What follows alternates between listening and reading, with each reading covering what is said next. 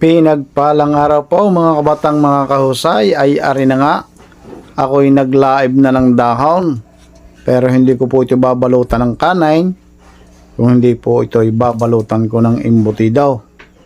Kung di niyo sa Batangas, ang tawag misay murkon. At ito na nga, binalot ko na. Nilagyan ko na ng mantikilya. Tapos ang giniling na karne ay nilagay ko sa isang plastikan para hindi na kutsarahin ng kutsarahin. Nilagay ko na lang coordinate para pag pindot ay medyo sama-sama na agad. Ay tingnan nyo ang aking paggawa ng murkon. Hindi ko lang naipakita sa inyo kung anong mga ingredients ng aking nilagay.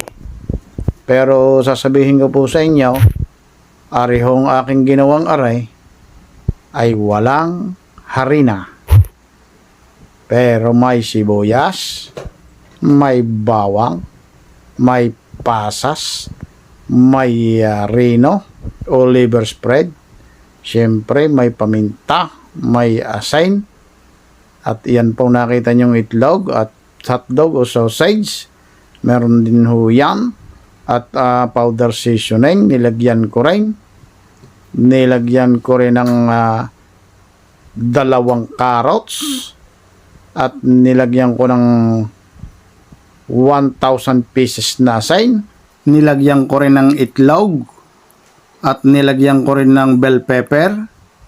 At nilagyan ko rin niya po ng breadcrumbs.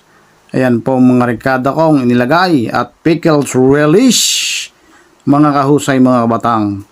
At yan akin tinatalian yung isang dulo. At maya maya naman rin kabilang dulo ang aking tatalian. At yan na, tinaktak na. Ay ngayon may tatalian ko na rin. Ay arin na rin dahon ng aking itinatalay. Para mga bango-bango rin ang ating panalay. At yan ang mga kahusay, mga kabatang. Makakayari na naman tayo ng embutidong napakasarap. Binalot sa dahon ni Batang Kurat. At yan na, panlima na yan. Mga kahusay, mga kabatang, ito po yung abang lingkod, si Batang Kurat. Nagsasabing mabuhay po tayong lahat. God bless us all and count your blessings. Mabuhay. At ito na nga po ang ating finished product. Embutido din sa Batangas. Sinasabi naman ng iba ay murkong. Kinulang sa dahon ay di aray sa aluminum foil. Pero itong mas masarap na sa dahon ng saging. Husay mga kabatang, mga kahusay. Ipinirito na.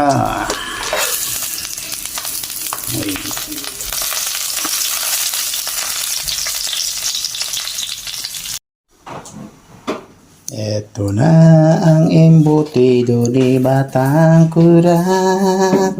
Kain na tayo. Kain na tayo. Yummy yummy embutido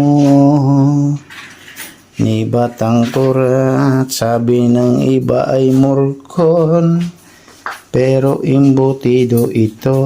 Tingnan natin ang palaman. May sausage at saka itlog sa loob. Husay mga kabatang. Kaunta. Thank you Lord.